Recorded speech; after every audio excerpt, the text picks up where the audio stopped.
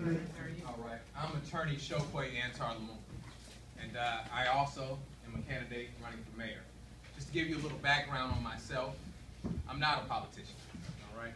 My father actually introduced the discussion of me getting into politics when he was running for mayor. And I told my father at that time that that was not in my immediate purview. It's not something that I immediately had plans for, and I hadn't summarily dismissed it for the duration of my life, but I am a married man. I have a baby on the way, and I have a law practice where we provide, service to people who might not be able to receive those type of services. Right? Do a lot of pro bono work. So I felt that my service could be dedicated elsewhere. But February 25th changed that. February 25th changed that because what I understood then is that I was the one best situated to move the city forward with the progress we already had. And that's not because I carry the same name as my father. I'm not running on a name, and I'm not running on emotion. What I'm running on is understanding. Understanding of the principles which must lead us, right? What we fundamentally believe, and this comes out of the platform, what we call the People's Platform, which I helped co-author with my father, okay?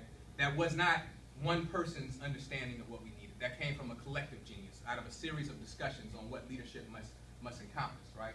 And what we fundamentally believe is that when you invite people into the process, when you give people the proper information, and you give them the opportunity to be a part of the decision making, that the people will make the right decision.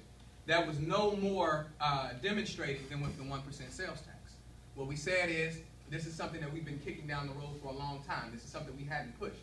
And so we said it's time that we put this to a vote for the people to make that decision. And the people overwhelmingly did that. They did it by 90%. So it seems that we had a consensus on the fact that we wanted the 1% sales tax. The issue is going to be, everybody agreed on the sales tax, but not everybody's going to agree on how that is spent, right? And so that is what's important. We've been talking about infrastructure. We've been talking about the need to rebuild our roads. We've done more in the last 7 months than has been done in the last 12 years. But we understand that it can't stop just that infrastructure. We have to do that. But what we have to do is leverage those repairs in order to build our economic base. And so that's what our campaign is about. That's what our campaign is about. We're not just trying to build your roads. We're trying to make sure that the economy is improved by building that road.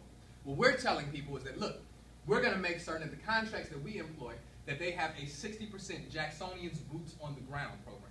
We want 50% minority subcontractor participation, right? That has never happened. The highest requisite that has ever been is 20%. We understand that we can't just be satisfied with improving our roads. The only way that we're going to sustain when the road issue comes back to us 10, 15 years from now, if we hadn't done anything to improve our economic conditions, we'll be revisiting the same issues with the roads that we had today, right? And so that's what we're built on. And everything, there's a nexus between it all. We had the officer here. We're talking about crime. You have to understand that if you don't do anything to improve economic conditions, then you really don't get to the heart of crime. Police visibility and the number of officers, those go to help. But those are only a part of the problem. If you don't do anything to change those conditions, those economic conditions, it doesn't matter if you're in Jackson, Mississippi, or if you're in Compton, California. Wherever you have high poverty, you have high crime, right? And so that's what we're focusing on. We're focusing on building the economic base of Jackson, Mississippi. And so, as I stated, I'm not a politician, but I have been involved in service for a number of years. I was one of the attorneys for the Scott sisters. I was one of the attorneys who helped to protect the integrity of the sheriff's race for Tyrone Lewis, the first black sheriff. I've also been engaged in community organizing and work my whole life. That's what my family grew, that's what we were raised on. I can remember everything from demonstrations over the murder of Andre Jones, who was hung in jail, and it was stated that he killed himself hung with a shoestring, to the demonstration for Johnny Griffin over in Georgetown, who was shot while trying to get drug dealers out of his neighborhood. That's what we've always been a part of. And so I feel, and the principles that I was raised on, is that if you don't first, you're not fit to lead if you first aren't prepared to serve. So that's what I've been engaged in, is service. I've been engaged in service. And I submit to you that Jackson doesn't need another politician. What Jackson needs is an advocate. And that's what I am. That's what I'm prepared to provide the city, and that's what we're going to do. That's what we're going to deliver on. We're not just talking about principle. The 1% was an indication that we were going to put these things to work. We were going to put these things to work, and that's what we've done.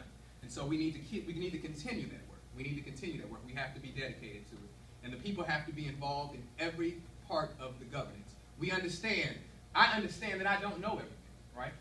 Part of being a leader is understanding what your capabilities are, understanding what you do know, and being humble enough to seek counsel, to bring people into the process, to invite people so that you can get a greater understanding of where we need to go.